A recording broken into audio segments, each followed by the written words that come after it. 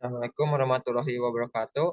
Yang saya hormati Bapak Peri Padri selaku dosen pengampu mata kuliah HAR dan rekan-rekan perjuangan yang saya banggakan. Puji dan syukur marilah kita panjatkan kepada Allah Subhanahu wa taala dan selawat serta salam kita curahkan kepada Nabi besar Nabi Muhammad SAW. Adapun topik yang kami sampaikan yaitu DICOM, Digital Image and Communication in Design. Untuk acaranya itu pembuka, penyajian materi, dan penutup. Untuk acara selanjutnya, agar mempersingkat waktu, pemateri pertama yaitu Amel Maharani. Apakah sudah tersedia? Sudah, Kang. Ya, persilakan. Baik, terima kasih kepada moderator. Di sini saya akan menyampaikan pengertian dari DICOM. Digital Imaging and Communication in Medicine atau DICOM adalah sebuah standar terhadap informasi yang berkaitan dengan rekam medis. DICOM menjadi standar yang menentukan format penggunaan gambar medis untuk kemudian digunakan dalam tindak kesehatan. Menurut Tuang, pada tahun 2004, DICOM adalah standar industri untuk radiologis, transferan dari gambar dan informasi medis lainnya antara komputer setelah menggunakan pola sistem terbuka Interconnection of International Standard Organization. DICOM ini memungkinkan komunikasi digital antara peralatan diagnostik dan terapeutik dan sistem dari berbagai produsen. Dengan standar internasional ini, para vendor dan para praktisi medis akan lebih mudah dalam melakukan pertukaran informasi dalam hal medis tanpa mengalami kendala bahasa. Beberapa keuntungan yang didapat dari pemanfaatan DICOM antara lain, yang pertama, mengurangi kesulitan koneksi dengan berbagai peralatan. Yang kedua, karena DICOM adalah standar yang berlaku secara internasional, maka tidak diperlukan lagi standar yang berbeda untuk tiap peralatan medis. Lalu yang ketiga, manajemen pasien yang lebih baik.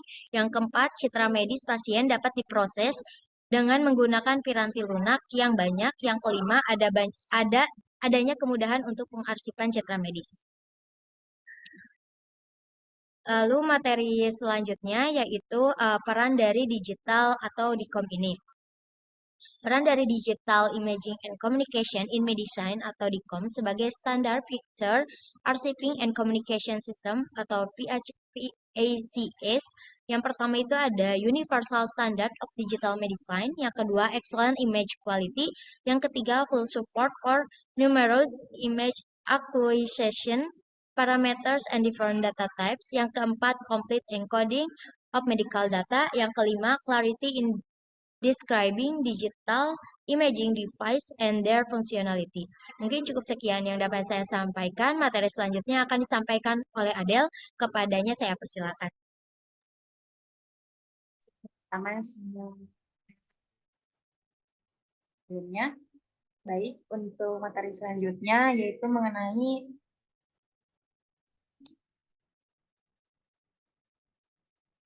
bisa di next dulu ya.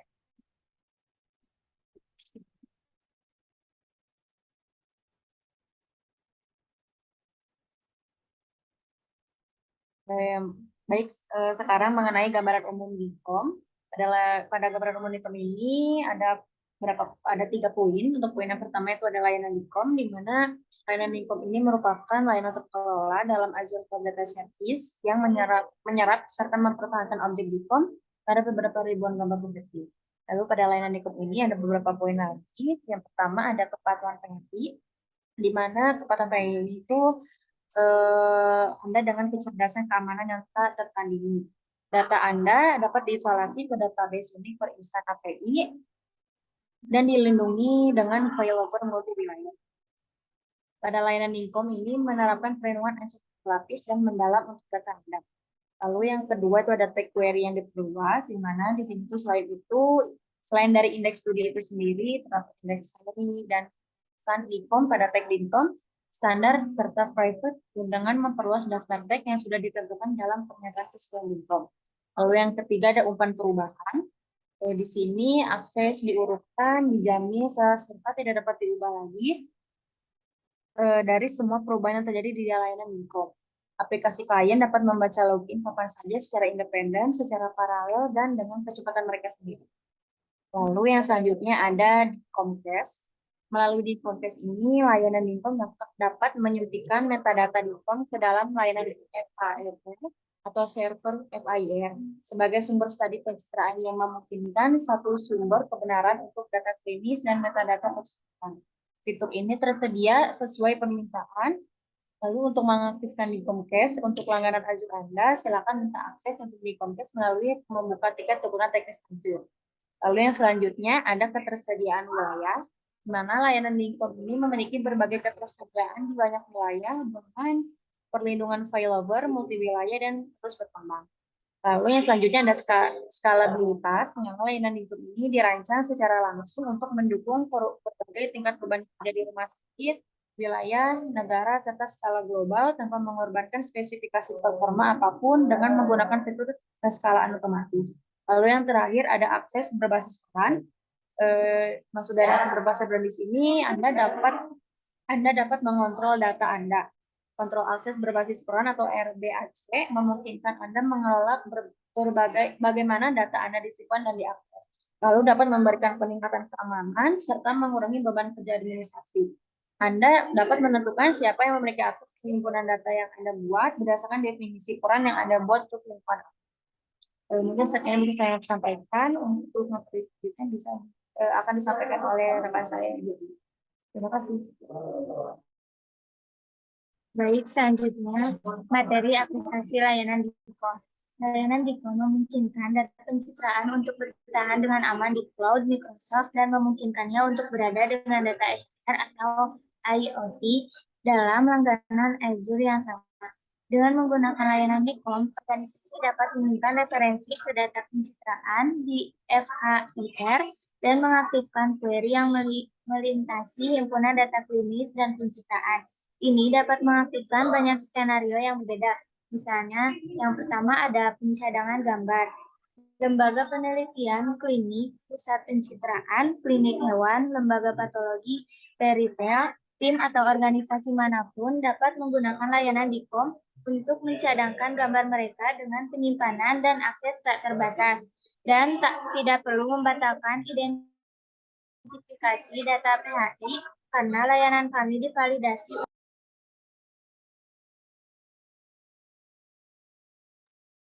Yang kedua ada pertukaran dan kolaborasi gambar. Berbagi gambar, subset gambar di penyimpanan Anda atau seluruh pustaka gambar secara instan dengan atau tanpa data EHR terkait. Yang ketiga ada pemulihan bencana. Ketersediaan tinggi adalah karakteristik ketahanan layanan Dikom. Ketersediaan tinggi diterapkan di tempat, di wilayah yang sama dengan layanan utama Anda dengan merancangnya sebagai fitur sistem utama. Yang keempat ada membuat kohor untuk penelitian. Seringkali melalui query untuk pasien yang cocok dengan data dalam sistem klinis dan pencitraan. Seperti ini yang memicu upaya untuk mengintegrasikan data FHR dan Dikom. Beri saya semua obat yang ditentukan dengan dokumen pemindaian CT dan laporan radiologi terkait untuk setiap pasien yang lebih tua dari 45 yang telah memiliki diagnosis osteosarkoma selama 2 tahun terakhir. Yang kelima ada menemukan hasil bagi pasien serupa untuk memahami opsi dan merencanakan perawatan. Ketika disajikan dengan diagnosis pasien, dokter dapat mengidentifikasi hasil pasien dan rencana perawatan untuk pasien sebelumnya dengan diagnosis serupa, bahkan ketika ini termasuk data pencitraan. Yang keenam ada memberikan pandangan panjang tentang pasien selama diagnosis. Ahli radiologi, terutama ahli teleradiologi, seringkali tidak memiliki akses lengkap ke riwayat medis pasien dan studi pencitraan terkait. Yang ketujuh ada menutup perulangan umpan balik dengan ahli teleradiologi. Idealnya, seorang ahli radiologi memiliki akses ke data klinis rumah sakit untuk menutup perulangan umpan balik setelah membuat rekomendasi. Lalu yang selanjutnya ada menutup perulangan umpan balik untuk model AI atau ML. Model pembelajaran mesin melakukan yang terbaik ketika umpan balik dunia nyata dapat digunakan untuk meningkatkan model mereka. Namun, penyedia model ML Pihak ketiga jarang mendapatkan umpan balik yang mereka butuhkan untuk meningkatkan modal mereka dari waktu ke waktu. Sekian yang dapat saya sampaikan. Selanjutnya saya kembalikan kepada moderator.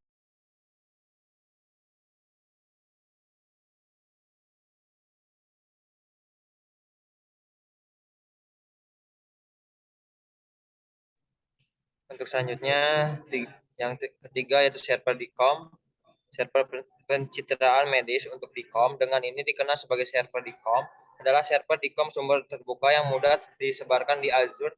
Ini memungkinkan komunikasi berbasis standar dengan sistem diaktifkan DICOM Web dan menyuntikkan metadata DICOM ke server PHIR untuk membuat tampilan holistik data pasien. Next.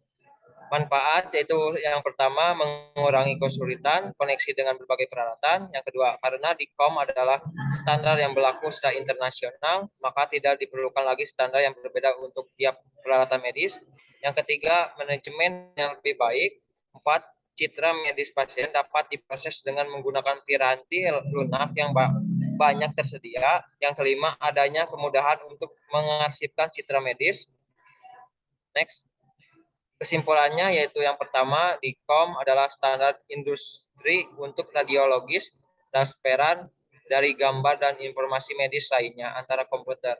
Setelah menggunakan pola sistem terbuka, Interconnection of International Standard Organization, DICOM memungkinkan komunikasi digital antara peralatan diagnostik dan terapeutik dan sistem dari berbagai produsen. Yang kedua, peran dari Digital Imaging and Communication in Medicine DICOM sebagai standar picture Acting and Communication System atau disebut PACS mampu menyediakan universal standard of digital medical excellent image quality DICOM atau 65.536 series of shape versus JPG 256 set of shape. Full support for number, image, or question forms on and different data types, complete encoding of medical data. Query in displaying digital image, different interest connection. Yang ketiga, layanan DICOM adalah layanan terkelola dalam Azure Health Data Service yang menyerap dan mempertahankan objek DICOM pada beberapa ribuan gambar per detik. Next. Terima kasih.